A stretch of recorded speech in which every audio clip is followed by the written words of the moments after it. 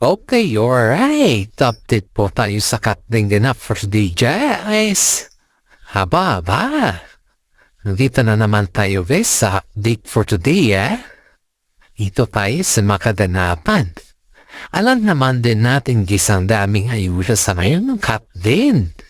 Pero, yung ayuda na yun, guys, ay medyo ilap na ilap, Si Alden Richard po, guys, ay todo effort. Todo effort sa ngayon siya. Todo effort po siya, guys, dahil may bago siyang pinag-aabalahan sa ngayon. Alam niyo ba kung ano yung pinag-aabalahan ni Alden Richard sa ngayon, guys? Kung hulaan niyo po yan is you're so very blessed. At alam niyo kung kilalang niyo si Alden Richard. Aba, joke lang. Guys, ang bagong pinag-aabalahan po ni Alden Richard sa ngayon, guys, ay inaayos niya po yung kanyang issue. Issue na may naghahabol sa kanya na kanyang ex. Aba, talagang ex is ex talaga sa ngayon. May naghahabol kasi sa kanya, guys, na kanyang ex. Kuno, na yung ex niya naman, may eksena. Eksena ba? Hindi natin alam, guys, kung anong klase eksena yun. Ito naman si ex na to. Ang labo kasi, paminsan-minsan, guys, nalalabuan tayo. Mismong pati ako ay labong-labo sa kanya. Kaya, hindi natin malaman, hindi natin alam kung anong klaseng ex din ang mga ito. Kaya ang hirap magsabi, guys, Ito, guys, ayun dito sa ating legit na sources, Itong si girl na to, hinahabol niya din pala si Alden Richard. Pero in fairness naman, sa unang interview niya, hindi naman halata, guys, kasi hindi naman siya nagpa-effect. Nagpa-effecto na hinahabol niya si Alden Richard. Wala naman effect yung kanyang ginagawa na hinahabol niya. Wala naman ganon. Kundi parang, sinasabi ko lang to dahil I just want you to know na naging ex ko din sa atin. Parang kumbaga lang pahaktiyaw lang yung kanyang tira kay Alden Richard. Ito naman si Alden, guys, dahil papkyaw yung kanyang tira, halos sobrang bait naman ni Alden sa kanya, guys. Hinayaan niya na lang muna. At nung hinayaan naman ni Alden na nagganon siya, guys.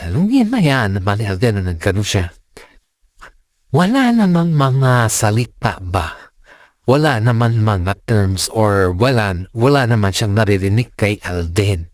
Kasi akala kasi ni Alden, guys, hindi naman magiging big issue yan. Dahil sobrang bait naman ni Alden at saka matagal naman na-pass na ni Alden yung matagal na wala sila. So parang ang point of view dyan, guys, is kapag wala na kayo ng girl, syempre ex niya, wala ka naman kailangan ipaliwanag, diba? Yan, that's the real point. Wala ka naman kailangan ipaliwanag. Pero, itong si girl, guys, ito yung napakalaking question kasi dito, guys, Itong si girl, lumantad siya.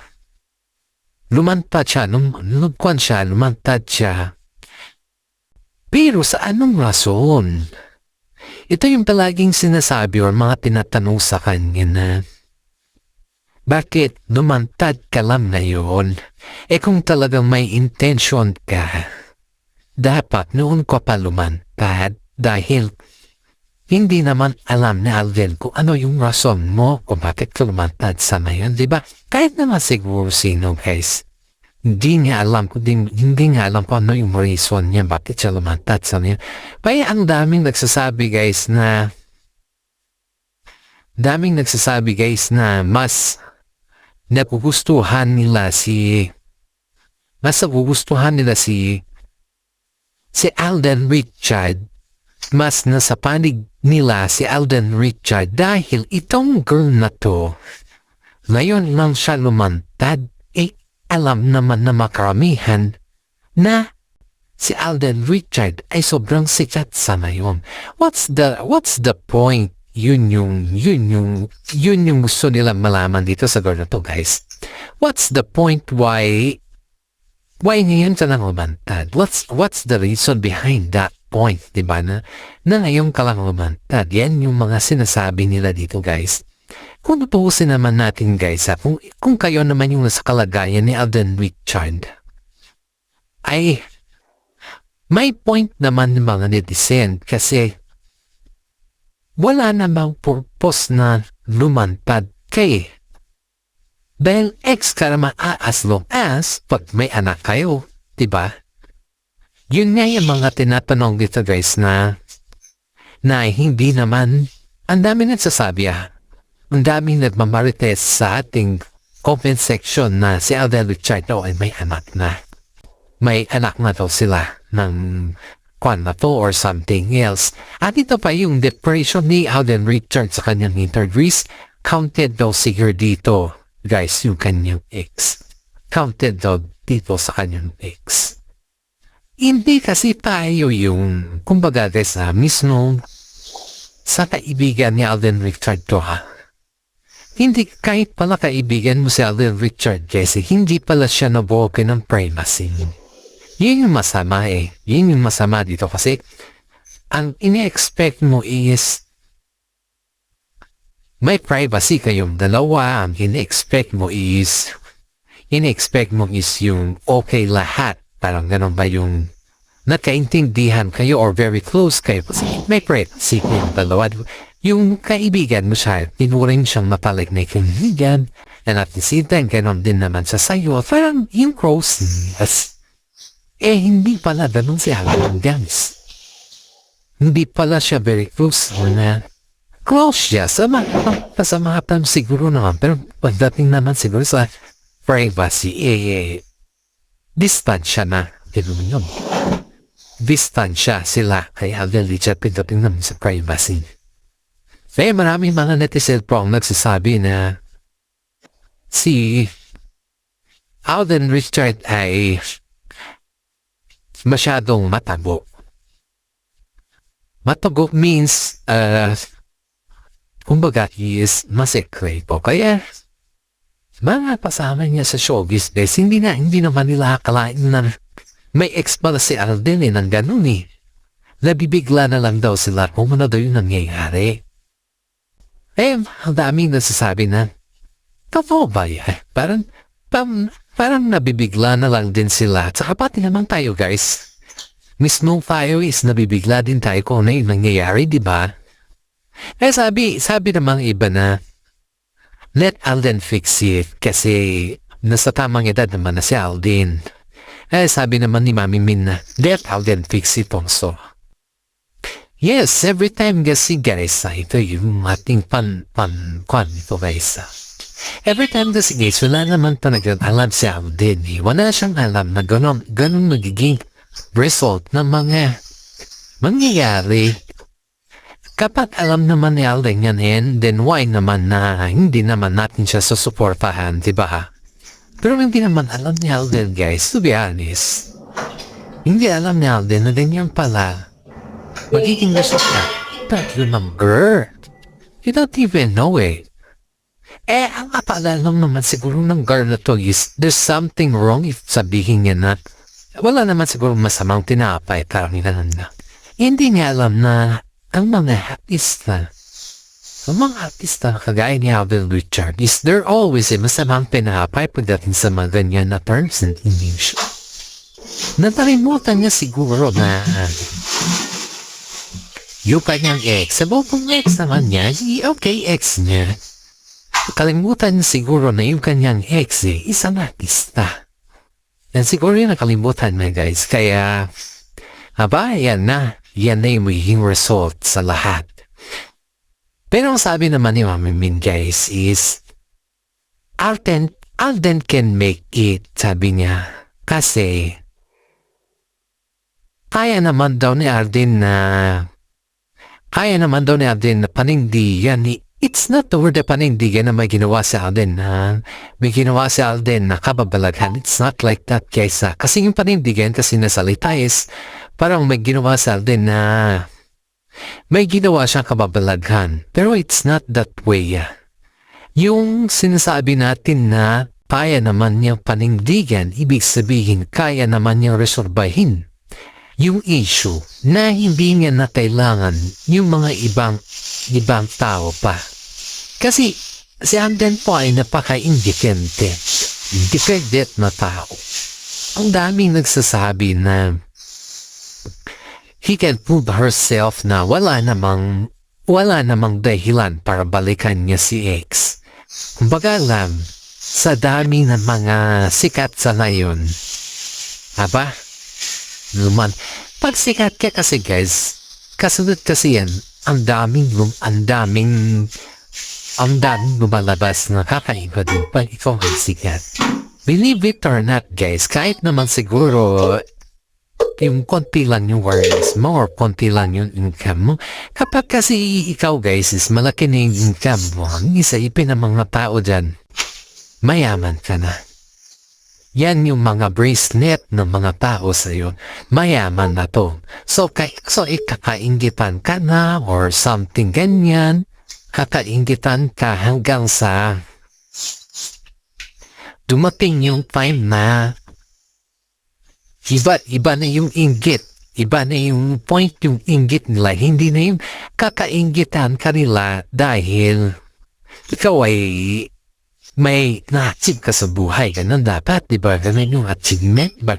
Pero as of now guys is hindi na ganun yung term ng inggit sa kanila. Kasi pag malaki yung earnings mo, there always a time na sabihin sa'yo na iba na yung terms na iba na yung pagsabi nila na may inggit na sila sa'yo, iba na yun. Hindi na yung pag-appreciate sa'yo or something na gano'n. Wala na yun guys, hindi mo na-expect yun. Ang na-expect mo na lang na yan is yung paano mo kaya sila matipis. Yun na yun. Yun na yung ina-expect mo ngayon. Ipis mo sila dahil sa sobrang inggit naman nila sa'yo. Ganun yun. Yun na yung maabangan mo guys. Ganun katindi guys. Kaya maraming mga netizen po ang nagsasabi na si Alden Richards sa ngayon ay pinag-iingitan at pinahoma din yan. Kaya expect the worst thing. O ayan na yung expect the worst thing talaga. Ayan na yung nangyari. Ayan na si babae, si Dred. In-expect mo talaga na magiging ganyan yung resulta ba? Pero in fairness, kay Alden Richards na hindi naman niya hindi siya nagbuga ng apoy. Hindi siya mahilig magbuga ng apoy. Ibig sabihin nun nang hindi siya mahilig magbuga ng apoy basis. Kahit gano'n naman yung sinabi ng kanyang ex, wala naman time na negativity na sinabi ni Alden Richards. Hindi siya mahilig magbuga ng apoy. Napaka-determined pa rin ni Alden Richards. Guys, kung ipupusin natin dahil wala man lang tayo narinig sa kanya na si Alden o ganito o wala. Diba? Wala tayong narinig sa kanya guys. Kahit isa wala tayong narinig. Kahit pa ulit-ulitin siguro ni girl na sabihin yun. May respeto si Alden sa kanya. May respeto si Tisoy sa kanya dahil sipin mo to kumbaga, wala naman talagang issue si Alden na matagal na wala ng issue si Alden. Pero dumating lang tong si girl na to, nagpa-interview lang.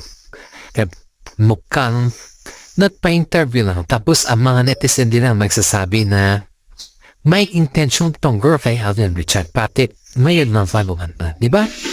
Pero wala naman tayo as of now guys, believe it or not, ni wala tayong narinig kay Alden Richards na siniraan niya tong girl na to or naman niya tong girl na to.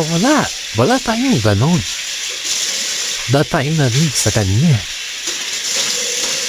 Sabi ng mga netizen na sobrang swerte ng girl na to dahil pinakita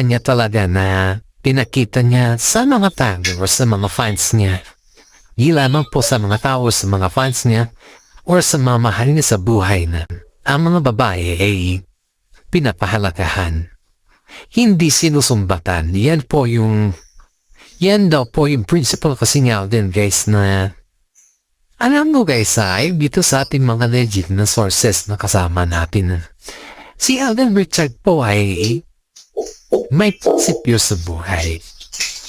Ang halos sinasabi daw niyo guys, ang mga babae minamahal hindi sinusundan.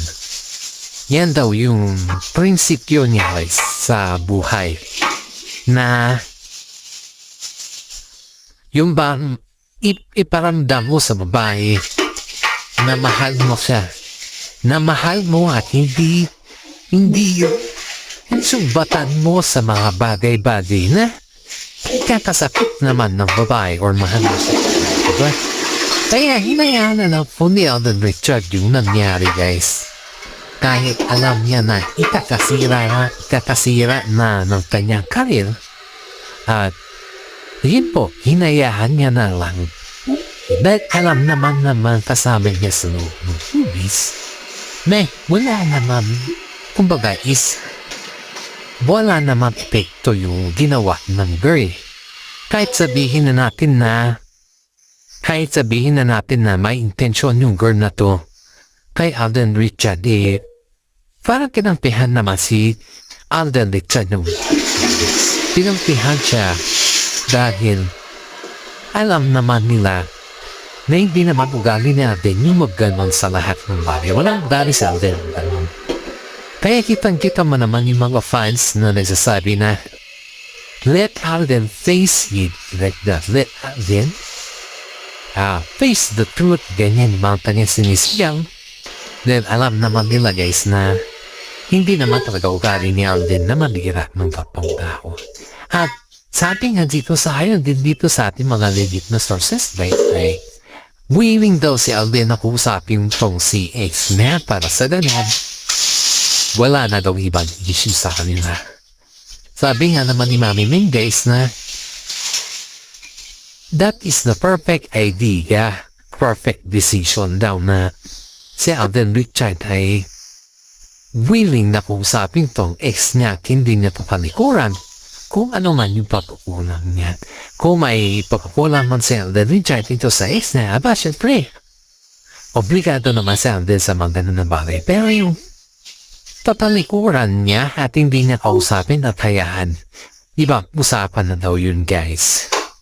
Kaya sabi ni Mami Min is napakaswerte ni Alden Richard dahil may naghahabot sa kanya.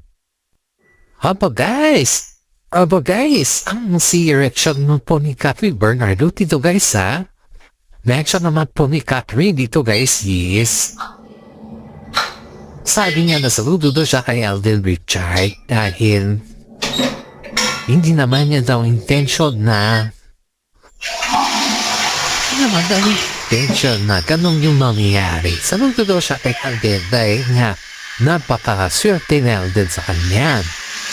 Wala naman siya nasabing na masamang kinakain kay Alden dahil may tura naman talaga daw si Alden. Saka gwapo naman si Catherine Tapizay guys, kaya wala naman tayong masyadong naririnig naman about kay Tisoy kay Catherine Bernardo guys. Kaya kung si Alden guys punong-puno ng blessing. Sabihin natin na punong-puno siya ng blessing dahil pagdating naman kay Catherine guys, wala namang nasasabi si Catherine. Basta importante kay Catherine ay suportado siya kay Alden sa kanyang mga ginagawa as long as na masaya daw si Alden. Yun yung kay Catherine guys yun yung kanyang sariling with her own decision. And yung bang manibawa ba guys is magjowa, diba? Siyempre pag magjowa naman kay Toto pa naman yan. Nandyan yung mga todo alalay, ganun ba? Yung todo lahat ba? Podong-podo. Pero ito guys, ibang-iba yung katodohan nila kasi hinahayaan na lang po ni Catherine guys na si Alden po yung mag-decide sa kanya at kung ano naman yung kanyang gagawin ba or mga gusto niya, mga sariling decision, hindi naman po pinapakialaman ni Catherine Bernardo yung kanyang mga sariling decision. Aside from that guys, si Alden naman po is wala naman siyang, hindi naman yung dinideman kay Catherine na, kailangan mo ito, kailangan mo ito. Ganyan, wala naman pong ganon guys. Walang demand-demand na ganon din kay Catherine. Kaya, kumbaga is vice versa lang po sila guys. Walang demand na nangyayari. At wala din yung katatawanan na sales factor na nangyayari. Wala naman pong ganon nangyayari. Kaya sabi ng mga netizen guys, is napakaswerte ni Tisway kay Catherine Bernardo kasi si Catherine naman po ay magaling din siyang mag-handle ng mga problema sa buhay. At hanggang dito na lang po yung ating content guys. Guys, shout out ka lang po yung mga senior citizen dyan na nagkopan sa akin na sumusuporta sa ating vlog. Maraming salamat guys ha. Sa mga fans natin dyan din na nanonood, paki-like and share naman po. Lalong-lalo na yung mga senior citizen dyan guys na sumusuporta talaga. Alam kong kayo po yung number 1 fans natin dito. Sakat din po, maraming salamat. Paki-like and share naman po yung ating YouTube channel.